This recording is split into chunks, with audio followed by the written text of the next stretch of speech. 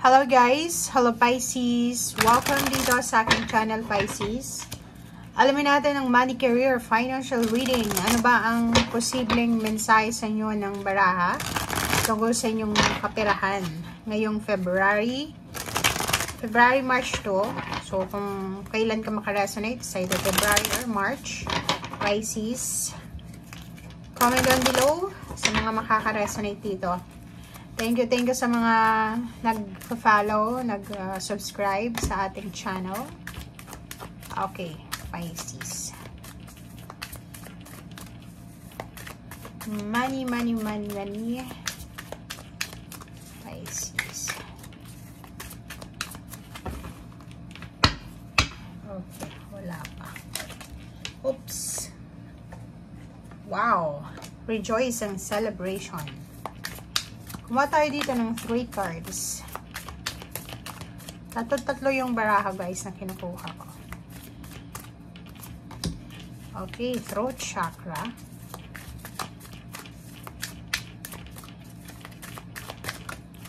Okay. Wow, partnership. Okay, so may 4 cards tayo dito since it's 1 month, 4 weeks. Okay. Pisces. Comment down below if resonated ka dito. Okay, first 2 cards natin. It's movement, choices, decision, rejoice and celebration. Kung makikita mo, i-add mo yan, 5. 5 din to, and 3. So, your significant numbers is 55, 33, 32, 23, parang ganun. So, sa month ng February, marami kang posibleng choices dito. Marami kang posibleng pagpilian. Choices, decision regarding sa movements mo, regarding sa progress mo. Ano man itong gusto mong gawin, marami kang pinaplano sa buhay, Pisces, na pwedeng pagkakitaan, kung saan mo dadalhin yung perang kikitain mo, ano yung mga plano mo sa buhay for the future or for the current situation. Dito sa barahan to, sinasabi na ang daming ihaharap sa'yo, ang universe na pagkakataon, choices, 'di ba? Parang hindi ka mawawala ng pag-asa. Parang yun ang sinasabi. Throat chakra, sinasabi dito na possible, positive, yung mga opportunities, especially partnership and alliances.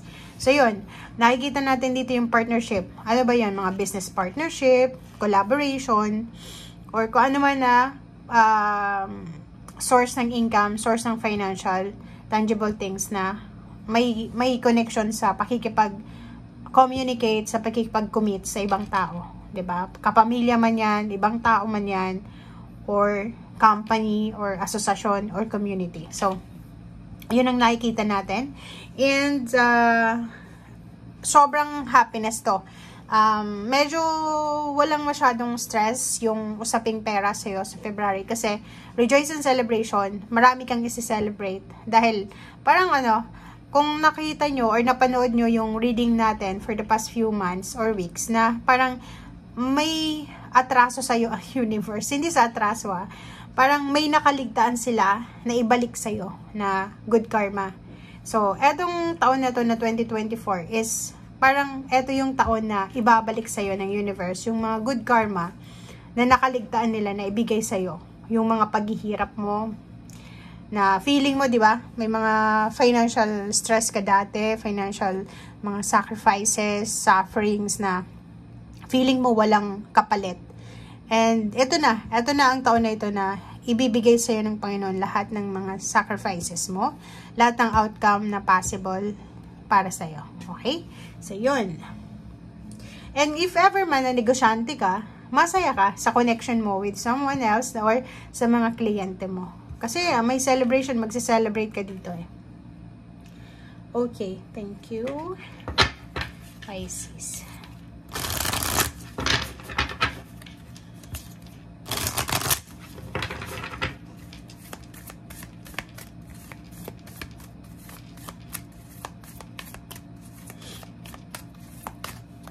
Okay, wow, 6 chakra, Archangel Metatron. So, same din dito sa throat chakra natin, guys, na sinasabi sa'yo ni Archangel Metatron na marami kang makikitang posibilidad. Diba? Choices. Parang ikaw to.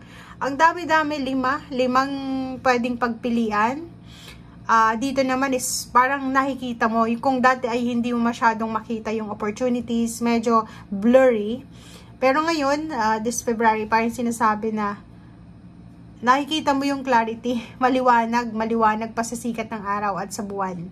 Diba? So, sinasabi ng bara sa'yo dito, magkakaroon ka ng stability and balance and clarity sa kung ano man yan na financial na new beginnings na gusto mong simulan, or kung dati ay medyo blurry, kung naghihintay ka ng trabaho tas hindi mo masyadong alam yung hindi mo alam kung kailan darating, ngayon is possible na.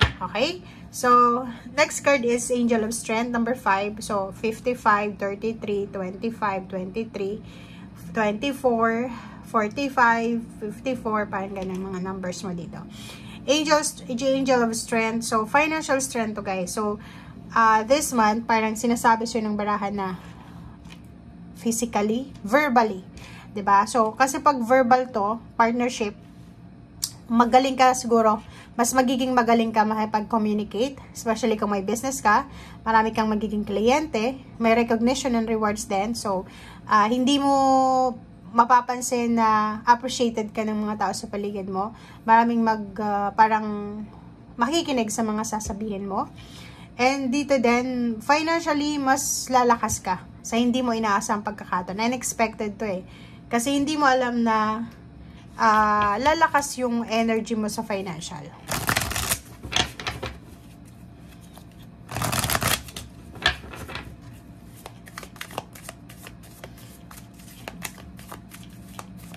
Nasa tamang direction ka. Right timing to.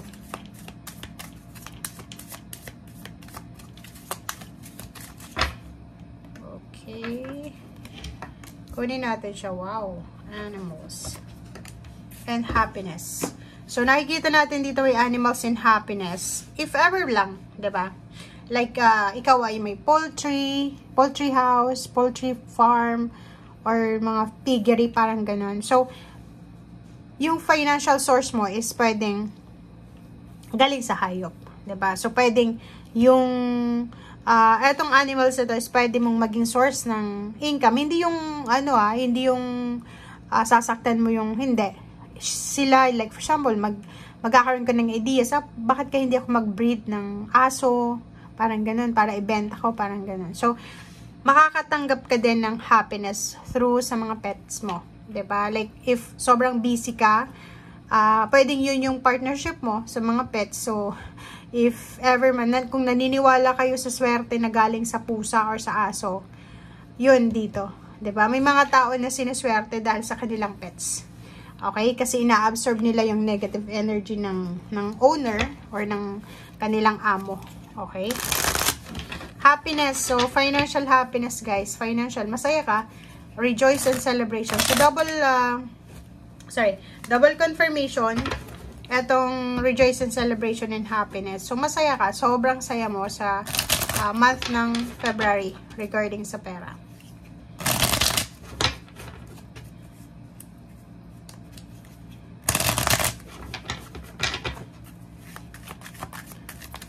Okay, Pisces.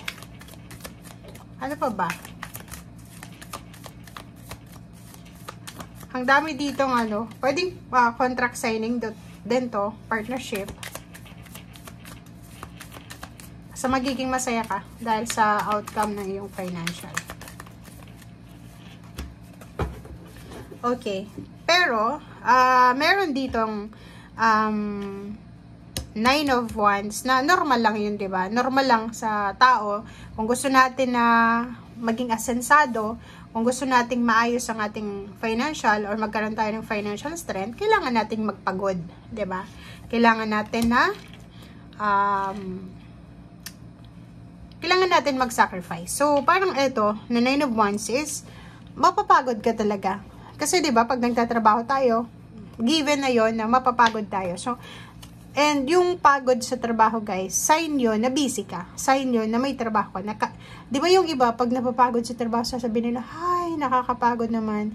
Parang ina-attract mo yung negativity nun. Di ba? So, kailangan, pag pagod ka, thank you Lord pa rin. Di ba? Thank you Lord, napagod ako today.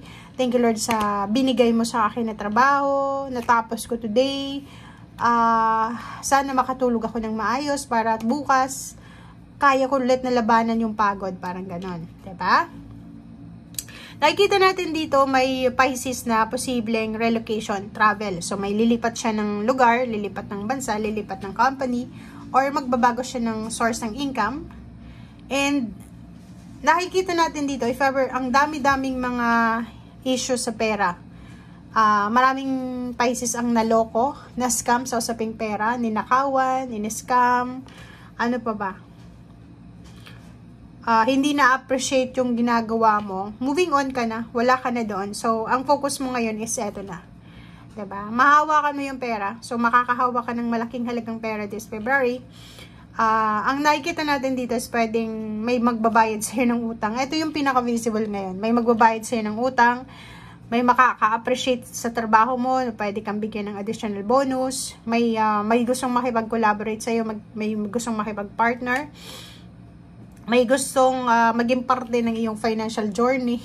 So, possible yung celebration dito. Pwedeng may promotion, may salary increase, may appreciation, may dagdag sweldo, may magbabayad ng utang, may makakautang. So, rejoice and celebration talaga tayo dito sa financial. Okay? Thank you guys. Bye!